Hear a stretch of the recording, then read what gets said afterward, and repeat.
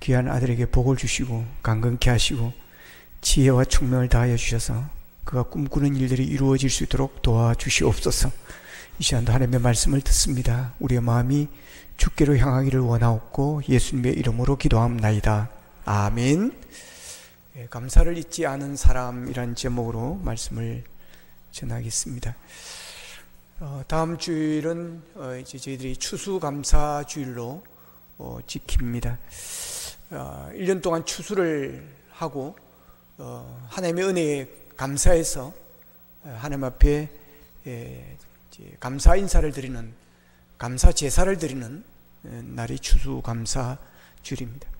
하나님께서는 이렇게 절기를 정해서라도 하나님께 감사하게 하십니다. 그만큼 감사가 우리의 삶에 있어서 또 우리의 신앙에 있어서 매우 중요한 것이기 때문입니다. 자, 오늘 본문에 보면 10명의 나병 환자가 예수님의 도움으로 치유를 받고 예수님께 인사한 사람이 있고 또 인사하지 않은 사람이 있고 하는 것에 대한 이야기입니다. 나병을 우리가 어릴 적에는 문둥이라고 그랬어요. 문둥병이라 그랬습니다. 그리고 좀 지나서는 한센병이라고 그렇게 부르기도 했고, 지금은 또 나병이라고 이렇게 부르고 있습니다. 제가 이제 서울에 살 때 교육교사를 맡아서 교회 갔더니 고향이 어디십니까? 그러는 경상도입니다. 이랬더니 보리문디네 뭐 이러는 거예요. 우리 경상도 사람들을 보리문디다 이제 이런 말을 쓰고 있습니다. 그래서 제가 왜 경상도 사람을 보리문디라 할까? 그래서 이제 그 유래를 인터넷에 들어가서 이렇게 막 여기저기 다 찾아봤습니다. 뭐 유래가 여러 가지가 있어서 어느 썰이 맞는지를 잘 몰라서 더 연구해보고 말씀을 드리겠습니다. 어쨌든 우리 경상도 사람들은 이 문디라는 말을 많이 씁니다. 뭐 문디자스가 뭐 문디소나 뭐 어릴 적에 그런 말을 저도 많이 듣고 살았습니다. 근데 이게 뭐 욕처럼 보이는데 때로는 뭐 욕할 때도 쓰지만 이게 또 반대로 아주 기쁘고 좋을 때도 이걸 씁니다. 뭐 문디에 가서 나 잘 있습니다. 오랜만이다 막 이럴 때 이제 이런 표현을 우리가 써 왔습니다. 근데 이 나병, 문둥병은 참 무서운 병이고 아주 안 좋은 병입니다. 이 나병의 특징은 자신도 모르게 그것이 감염이 되어진다라고 하는 겁니다. 그러니까 무감각하다는 거죠. 이 나병은 내가 걸렸는지 안 걸린지를 모르는데 몸은 문드러지고 있다라고 하는 것입니다. 그러니까 이 나병에 감염되면 고통의 신호를 전달하는 신경 감각이 죽어버린다고 하는 것입니다. 이게 이제 무서운 것입니다. 그러니까 고통을 느끼지 못하는 것, 그게 고통이라고 하는 겁니다. 여러분, 아픔을 느낄 수 있음에 감사해 보셨습니까? 사실 아픔을 느낄 수 있어 얼굴을 찌푸리고 아프다 소리 지르는 이게 그런 병은 그렇게 심각한 병이 아니라고 하는 것입니다.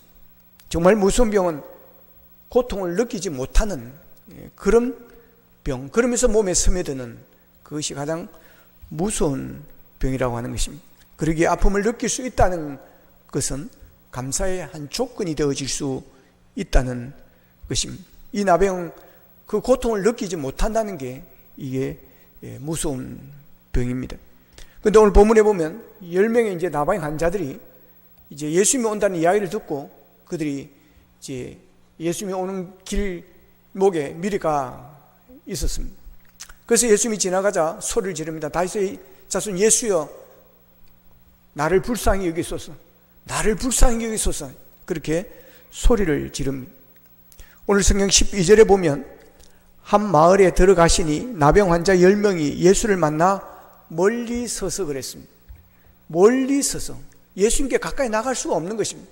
그러니까 소리를 멀리에서 지를 수밖에 없는 것입니다. 왜냐하면 이 나병에 걸리면 그 당시에 부정한 병이라고 그랬습니다. 그래서 사람들 가까이 갈 수가 없습니다. 그래서 사람들과 사회생활을 하지 못하는 것입니다. 가족들로도 격리되어야 하는 것이고 사회 공동체로부터도 격리되어 살아가야 했습니다. 그리고 그들이 사람들에게 이렇게 보일 때는 내가 나병 환자다, 나는 문둥이다라는 것을 드러내야 했습니다. 이것이 그 당시의 율법의 규례였습니다. 그래서 지나가다 혹 사람들이 오면 가까이 오지 말라는 이 표시로 나는 부정하다, 나는 부정하다, 나는 부정하다, 나는 문둥이다, 문둥이다, 그렇게 하면서 자기 자신을 드러내야 되는 것입니다. 그것이 그 당시의 율법의 규례였습니다. 그렇기 때문에 이들이 예수님께 가까이 가서 안수기도 해주십시오, 만져주십시오, 치유해 주십시오 그러고 싶지만 그러지 못하는 것입니다. 멀찍이 서서 다윗의 자손 예수여, 나를 불쌍히 여기소서, 나를 불쌍히 주십시오 하고 부르짖었던 것입니다. 그런데 예수님께서 그 소리를 들으시고 놀라운 말씀을 하십니다. 가서 제사장에게 내 몸을 보이라 그럽니다. 가서 제사장들에게 내 몸을 보이라. 이들은 깜짝 놀라는 것입니다. 이게 무슨 말인가? 이게 무슨 말인가? 왜냐하면 그 당시에는 이 나병이, 이 문둥병이 고침을 받았다. 그래서 무조건 이제 괜찮다, 내 몸이 안전하다, 온전히 돌아왔다 라고 해서 가족의 품으로 동네로 들어가지 못하는 것입니다. 제사장이 가시 판단을 해줘야 되는 것입니다. 제사장이 됐다, 인정서를 줄 때 그걸 들고 가서 그들은 동네로 들어가고 가족의 품으로 들어갈 수 있었습니다. 근데 가라, 제사장이 가서 네 몸을 보이라 그러면 이게 무슨 말입니까? 네 방이 나았다는 것입니다. 가라는 것입니다. 나을 것이다, 가라. 얼마나 놀랬겠습니까? 그래서 이 사람들이 예수 달려갑니다. 근데 지금 상황은 나병이 그대로 있습니다. 코도 지금 문드러져 있고 눈썹도 빠져 있고 지금 그 모습 그대로인 거예요. 그래도 이들이 달려갑니다. 예수님을 믿었던 것입니다. 예수님의 말씀을 믿었던 것입니다. 저분이 말씀하시면, 저분은 말씀은 능력이 있다, 저분이 말씀하시면 그대로 된다, 이 믿음이 확 왔던 것입니다. 그 갈급함이 있으니까 이런 믿음이 오는 것입니다. 사모함이 있으니까 이런 믿음이 오는 것입니다. 그래서 그 말씀에 순종하고 달려왔습니다. 달려가다 보니까 나병의 흔적이 사라져버린 것입니다. 여러분, 순종이 중요합니다. 아무리 이야기를 해도 설마 아니 병이 낫고 뭘 만져주든지 기름을 부어주든지 뭔가 해가지고 병이 낫고 나서 가서 판정을 받고 오라 해야지, 지금 이 상태로 어디 제사장에 가라는 거냐, 제사장이 고치는 사람이냐, 제사장이 의사냐 라고 하면서 가지 않았다고 하면 이 사람들은 그냥 나병 환자로 그렇게 평생을 살아가는 것입니다. 그런데 이들은 믿었던 것입니다. 예수님께 말씀은 된다, 예수님께서 고쳐주셨다는 이 약속이 있다. 그래서 그 말씀을 믿고 순종하고 나아갔던 것입니다. 순종할 때 역사가 일어나는 것입니다. 아무리 좋은 말씀이 있고 능력의 말씀이 있어도 순종하지 않으면 역사는 일어나지 않습니다. 성경에도 보면 그런 이야기가 있습니다. 한 나아만이라는 아람 군대 장관이 있었습니다. 대통령의 왕의 임금의 가장 신임을 받는 왕 다음으로 권력을 가진 그런 장관이었습니다. 그런데 나병이 있었습니다. 그런데 옷을 입고 이게 군복을 입고 있으니까 보이지 않는 것입니다. 그러나 속은 썩어가고 있는 것입니다. 그런데 그 집에 한 유대인의 여자가 가정부로 들어온 것입니다. 잡혀온 것입니다. 근데 그 여자가 보고는 그럽니다. 저쪽에 가면 한 선지자가 있는데 그 선지자는 이런 병도 고친다. 그래서 찾아간 것입니다. 찾아갔더니 나와서 반갑게 맞이를 하고 오셨습니까? 하고 이래야 되는데 나와보지도 않는 겁니다. 그리고 사람을 보내가지고 저 요단강 건물에 가서 7번을 씻으라 그러는. 그러니까 이 사람이 화가 나는 것입니다. 내가 누군데? 내가 그래도 군대 장관인데, 그래도 그 대국의 군대 장관인데, 그리고 이런 선물을 가져왔는데 어떻게 이런 푸대접을 하고 그것도 와서 기도해 주는 것도 아니고 요단강물에 가서 씻으라고 하는 거냐? 우리 동네에 이보다 더 좋은 물이 있고 더 좋은 강이 있다. 가자! 짐 싸러 가자! 그러니까 옆에 있던 하인이 그러면 주인님, 장관님, 우리가 지금 여기 뭐하러 왔습니까? 우리가 여기 지금 여행 온 것입니까? 여기에 대접받으러 온 것입니까? 우리는 병 고치러 왔습니다. 그런데 요단강물에 들어가서 7번 씻으라는데 그걸 못 씻겠습니까? 낫는 것이 우선이지 않습니까? 이야기 들어보니까 말이 맞는 거예요. 우리가 살아가면서 이럴 때가 많습니다. 자존심이 상한다고, 뭐 좀 과하다고, 나라 차라 다 때리쳐라, 이럴 때가 많습니다. 근데 이분이 생각해 보니까 그분이 종의 말이 맞는 것입니다. 부하의 말이 맞는 것입니다. 그래서 가서 씻었습니다. 한 번을 들어가 씻었습니다. 아무 현상이 없습니다. 두 번을 들어가 씻었고 아무 증상이 없습니다. 그대로 손은, 몸은 지금 그대로입니다. 세 번을 씻어서 똑같습니다. 네 번을 씻어서 똑같습니다. 5번을 씻어서 똑같습니다. 야, 이게 뭐냐? 지금 5번 씻었는데 이게 뭐냐? 그리고 그냥 안 할 수도 있습니다. 그러나 6번을 했습니다. 7번을 했습니다. 마지막에 씻고 났더니 몸이 어린아이 살결같이 깨끗해졌다는 것입니다. 할렐루야. 여러분, 순종이 이만큼 중요합니다. 말씀을 믿고 순종할 때 거기에 하나님의 역사가 나고 하나님의 복이 임하신 줄로 믿으시기를 바랍니다. 그래서 이 9명의 말씀에 순종하고 갔더니 가다가 고침을 받고 치유를 받은 것입니다. 얼마나 놀랬겠습니까? 얼마나 기뻤겠습니까? 벌벌 뛰었지 않겠습니까? 좋아서. 그래서 그들은 아마 어떤 가족들을 향해서 달려갔을 것입니다. 어떤 사람은 친구들을 향해서 달려갔을 것이고 친척들을 향해서 달려가서 나 이제 문둥이가 아니다. 나 이제 병 나았다. 그리고 소식을 전했을 것입니다. 그런데 예수님을 찾아온 사람은 한 사람이 있었습니다. 이 사람이 예수님께 돌아와서 고맙습니다. 정말 고맙습니다. 뭐로 내가 이 은혜를 갚아야 될지 모르겠습니다. 하고 예수님이 와서 무릎을 꿇었습니다. 그러자 예수님 그럽니다. 야, 9명은 어디 갔느냐? 왜 너 혼자 왔냐? 9은 어디 갔느냐? 라고 물으십니다.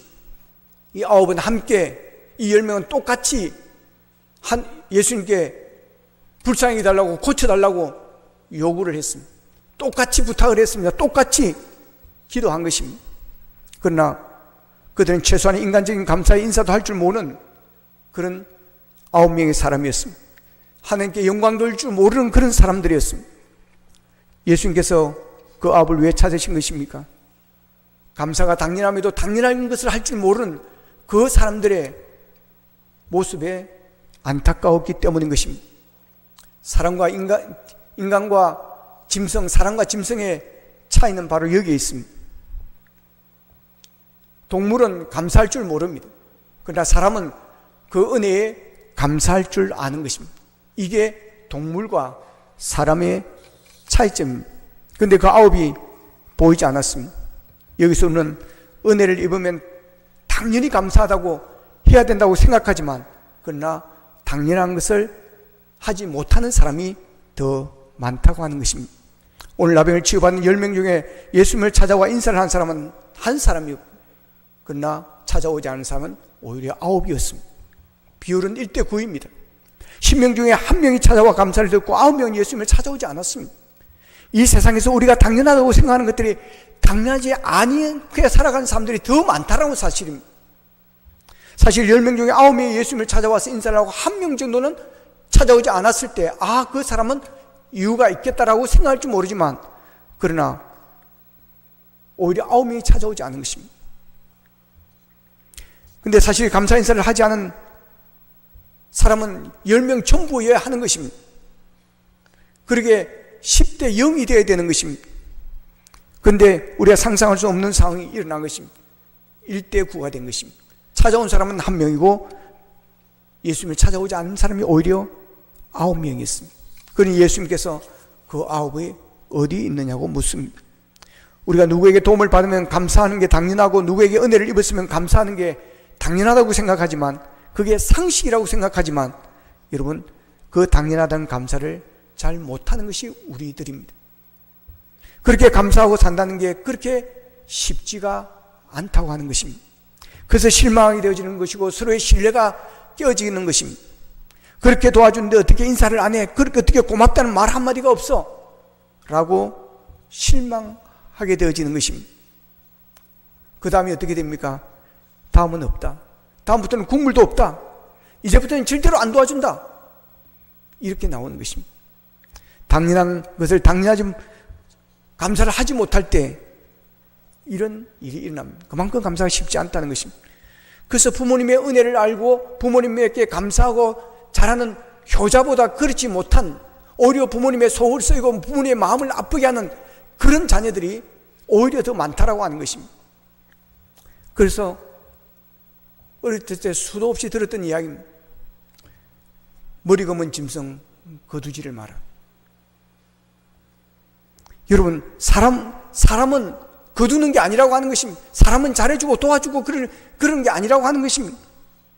왜 그렇습니까? 오히려 배신으로 다가오기 때문에 그렇습니다. 오히려 내 마음에 상처를 주기 때문에 그렇습니다. 요즘 강아지를 많이 키웁니다.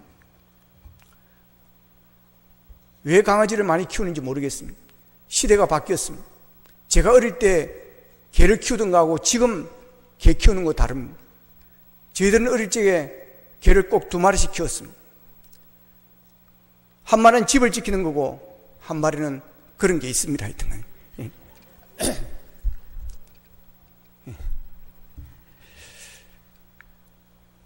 개는 참 키워보면 재밌습니다. 저는 참 개를 좋아합니다.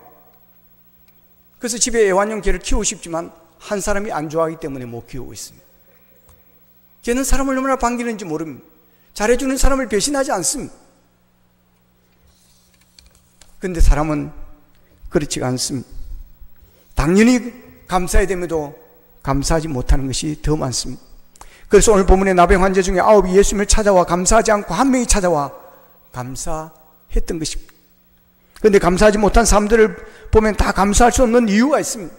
예수님을 찾아오지 않은 그 9명도 다 이유가 있는 것입니다. 만약에 이 한 사람이 그 9명을 만나가지고 야 예수님 너 찾더라 왜 안 왔냐고 묻더라라고 하면 그들이 뭐라 그랬습니까?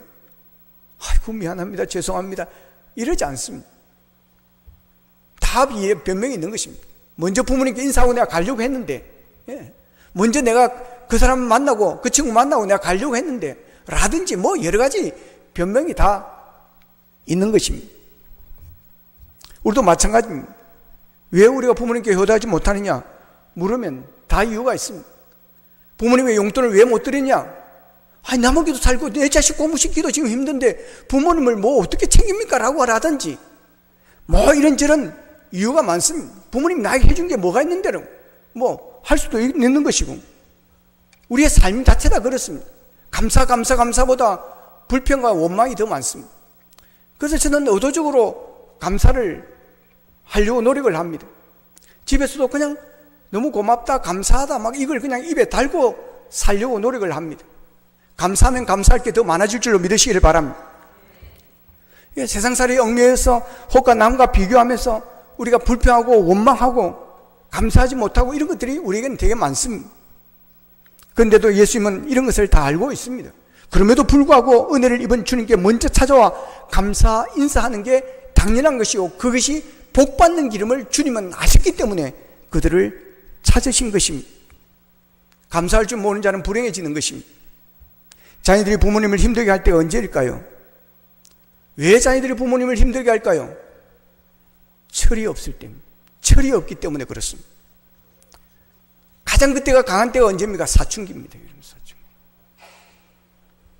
여러분 사춘기 때는 부모의 반항을 많이 합니다. 그런데 아이가 못돼서 반항하는 게 아닙니다. 여러분 철이 없어서 그렇습니다. 물론 부모님에게 문제가 있는 사람도 있을 수 있습니다. 그러나 대부분이 철이 없기 때문에 그렇습니다. 이 사춘기 때 아이와 이게 엄마와 이게 갈등이 되게 심한 이유가 있습니다. 왜냐하면 아이가 사춘기 되면 엄마는 갱년기가 오는 것입니다. 이 갱년기와 사춘기가 만나면 이게 불이 붙습니다. 전쟁이 아주 심각해지는 것입니다. 저도 가운데서 되게 힘들 때가 있습니다. 그때 딱 마주치게 되면 이때가 심한 것입니다. 사춘기는 아직 철이 안 들 때입니다. 그걸 이해를 해야 되는 것입니다. 그래서 부모님의 은혜를 그들은 깨닫지 못하는 것입니다. 그러다가 결혼하고 나서 아이들을 키워보면 아이들이 아파가지고 밤새도록 찡찡거리고 그래가 잠도 못 자고 그래 하면서 우리 엄마가 나를 낳아서 이렇게 키웠구나. 우리 아이들을 우리가 낳았을 때 우리 형제들을 우리 엄마가 이렇게 키웠구나. 그때 깨달으면서 엄마의 은혜를 알게 되어지는 것이고 그러면서 철이 들게 되어지는 것입니다. 이것은 영적으로도 마찬가지입니다. 영적으로 철이 안 되면 감사하지 못합니다. 신앙생활을 하면서도 늘 불평과 원망을 입에 달고 다니는 것입니다. 신앙생활하면서 감사할 줄 모르고 감사 인생과 한 것은 영적으로 철이 들지 않았다는 것입니다. 감사한다는 것은 하나님의 은혜를 안다는 것입니다. 하나님의 은혜를 안다는 것은 깨달음이 왔다는 것입니다. 사람이 철이 든다는 것을 신학적인 용어로 바꾸어 말한다면 깨달음입니다.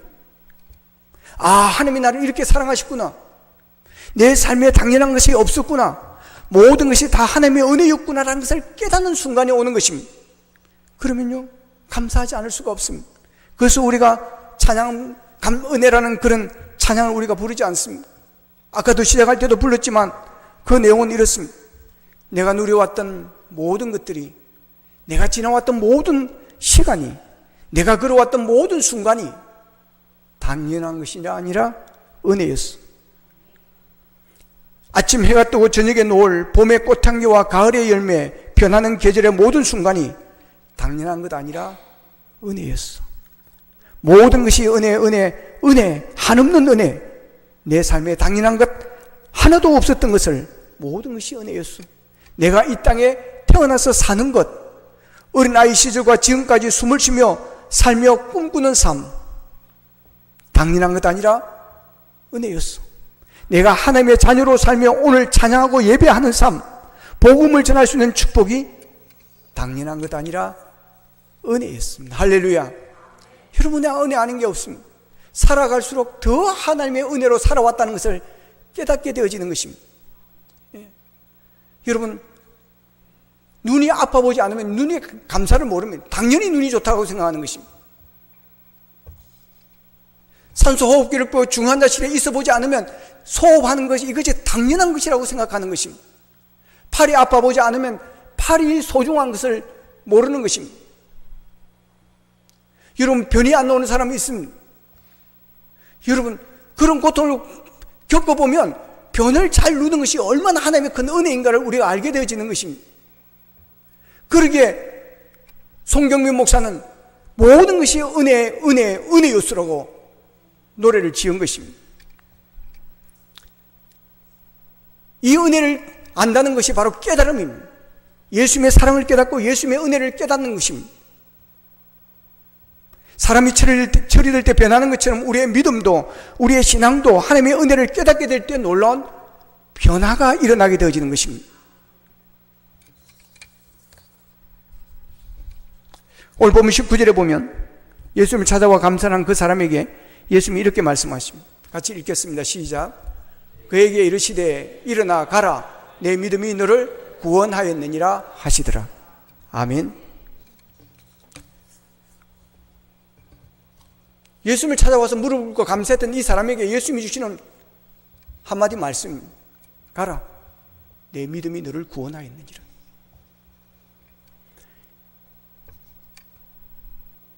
나병을 치유받고 예수님께 찾아와서 인사하고 받은 선물이 구원의 선물입니다. 이것은 나병을 치유받은 것보다 더 귀한 복인 것입니다. 이것은 병고침을 받는 은혜보다 더 큰 은혜의 선물인 것입니다.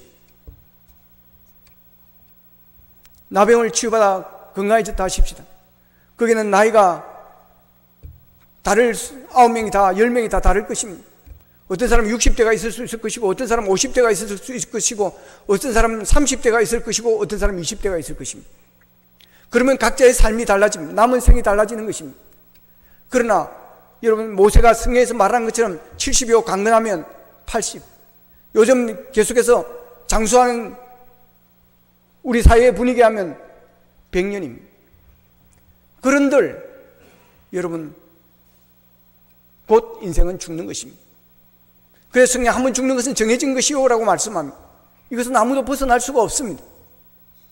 나병을 깨끗하게 받았다 할지라도 그가 100년, 200년, 500년을 사는 게 아닌 것입니다. 그러기에 언젠가는 우리가 죽어야 하는데, 언젠가는 우리가 빈손으로 왔다 빈손으로 가야 될 인생인데, 여러분, 나병으로 고침받아 남은 생 40년이든 30년이든 50년이든 건강하게 산다는 것은 축복에 틀림없습니다.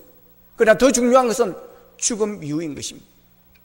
죽음 이후는 100년, 200년이라 영원한 내세가 되어지는 것입니다.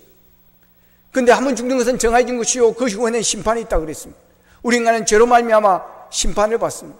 그 심판은 죄로 말미암아 우리는 죽음이 오는 것이고 불행이 오는 것이고 죽음 후에는 멸망이 오는 것이고 그것을 다른 표현으로는 지옥이라고 말합니다.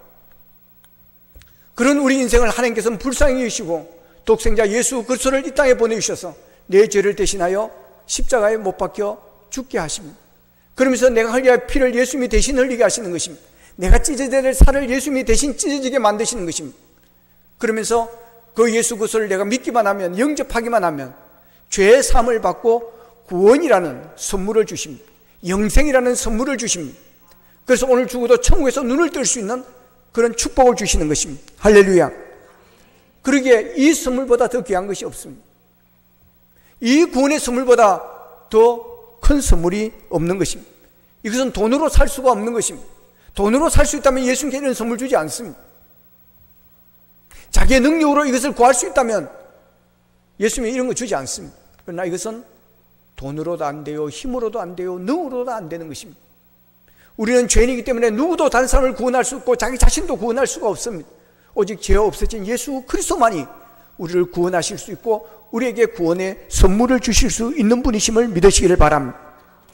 예수님을 찾아온 이 한 사람에게 예수님은 구원의 선물을 주셨습니다. 오늘 이것을 찾아오신 여러분께 주님께서 이 선물을 주실 줄로 믿습니다. 여러분, 오직 예수님만이 하실 수 있는 일입니다.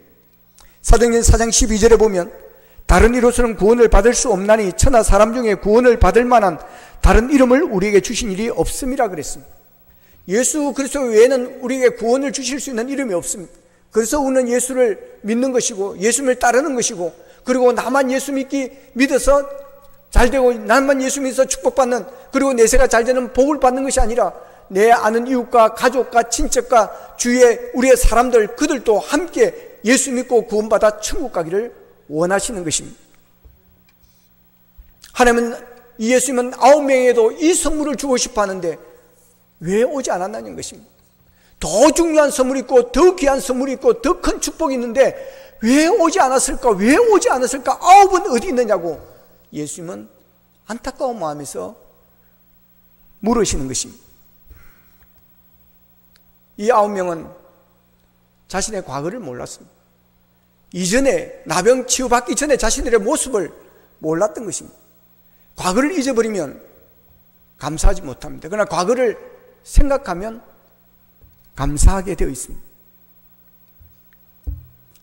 여척 이심이라는 속담이 있습니다.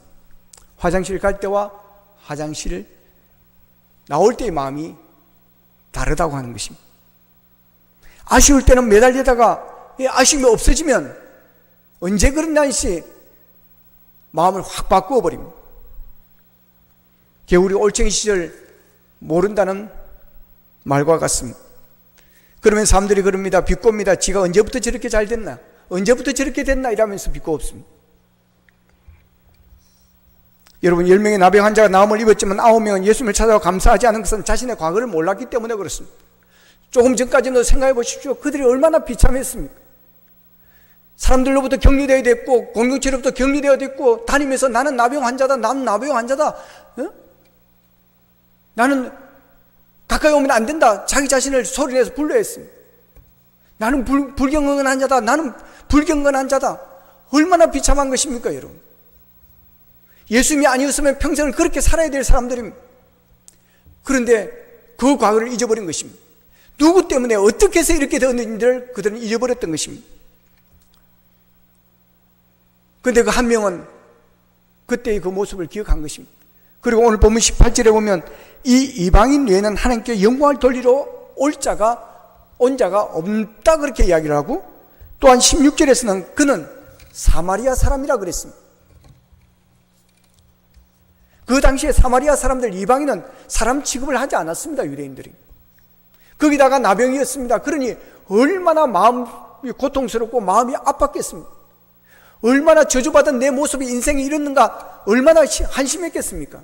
그런 자신을 생각하니 예수님이 나의 병을 고쳐주셨다는 게 얼마나 감사하고, 여러분 그 은총이 얼마나 감사했겠습니까? 그러니 올 수밖에 없는 것입니다. 여러분, 우리의 과거를 생각하면 우리가 감사하지 않을 수가 없습니다. 우리나라가 얼마나 가난했습니까? 저희 어린 시절에 쌀밥을 잘 못 먹었습니다. 밥을 하면 가운데다가 쌀을 한 주먹 올립니다. 그러면 우리 엄마는 희한합니다. 제가 어릴 때 제일 이해 안 갔습니다. 싹 섞어가지고, 그리고 아들도 좀 이렇게 떠주고 쌀이 몇 개씩 들어가게 해줘야 되는데 싹 퍼서 할매 주고, 싹 쌀은 퍼서 아버지 드리고, 그러면은 그건 그래 보리에 뭐 쌀이 한두 개 섞이는지 많은지 맨날 그리 먹었습니다. 쌀밥이 소원이었습니다.